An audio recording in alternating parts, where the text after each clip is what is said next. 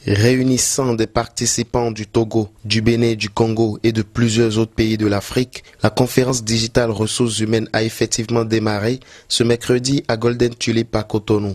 Cette conférence internationale portant sur la digitalisation de la gestion de la ressource humaine dans une entreprise est une plateforme physique et virtuelle qui permettra la rencontre entre professionnels des ressources humaines responsables d'entreprise.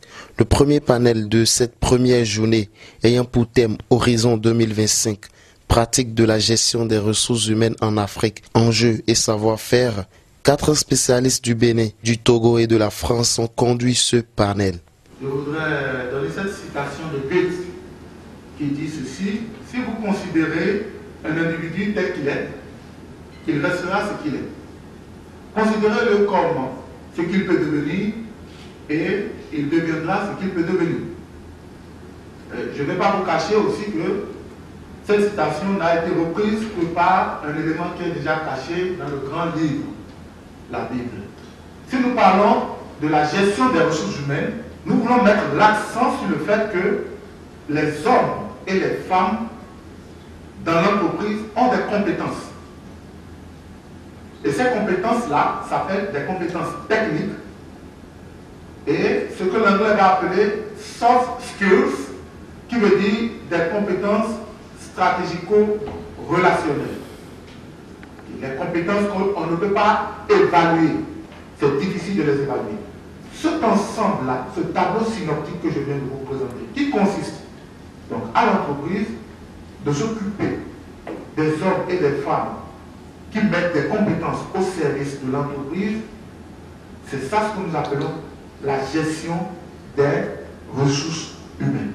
Les ressources humaines, c'est un ensemble de méthodes pour optimiser les ressources humaines qui sont à la disposition d'une entreprise dans le but d'augmenter leur performance. Nous recrutons des hommes. Comment gérer ces hommes? Quelles sont les conditions à créer pour le travail de ces hommes? Comment s'intéresser au développement de ces hommes-là pour qu'en retour, leur performance réjaillisse sur les performances de l'entreprise et qu'eux-mêmes y soient épanouis. Après le recrutement du personnel, il y a le maintien du personnel aussi. Parce qu'il ne suffit pas d'avoir seulement du personnel et après le personne n'est pas motivé et vous lâche au bout du processus. Donc, il faut maintenir le personnel au niveau de l'entreprise. Et il y a la rémunération. La rémunération est un aspect important pour l'employé, mais aussi pour l'employeur. Donc, toujours pour la confiance entre les deux partenaires, il faut forcément une bonne rémunération. Et cette rémunération est aussi à étudier parce que, suivant le profil, il faut savoir comment juger de la qualité et du montant à fixer. Et tout ça, ça se fait aussi de façon automatisée. Donc, après la rémunération, une entreprise devient plus opérationnelle et plus innovante et elle avance. Vous voyez. Donc il est bon que nous puissions nous approprier ça en tant que nation, pas seulement en tant qu'entreprise.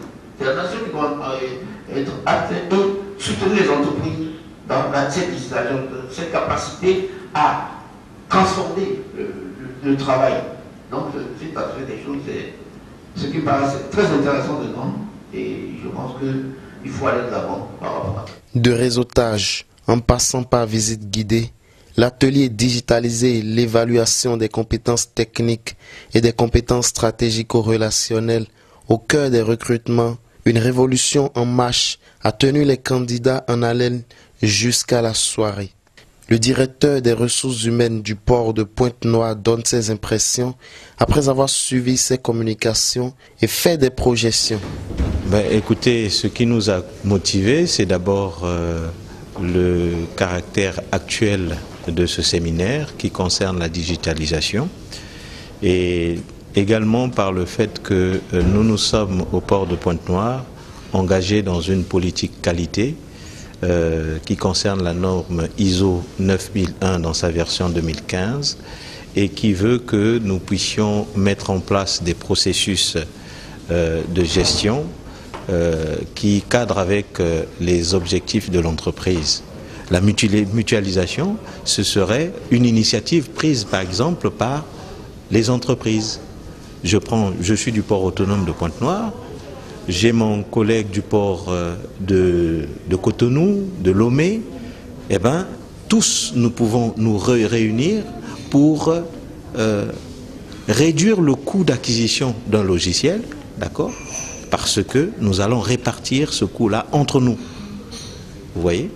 Et la fédération du coût d'acquisition, ben, c'est une démarche, comme on nous l'a expliqué, qui se ferait à l'initiative du fournisseur d'accès. Prévu pour se tenir durant 3 jours, les travaux continuent ce jeudi. Il existe, comme mon collègue l'a dit, beaucoup d'autres outils aujourd'hui.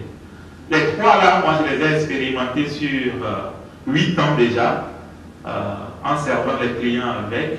On a servi plus de 300 clients avec ces outils-là.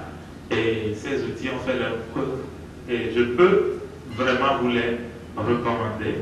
Vous avez leur site internet qui seront disponibles avec notre secrétariat à la fin. Vous pouvez aller explorer et voir comment vous pouvez associer ces outils.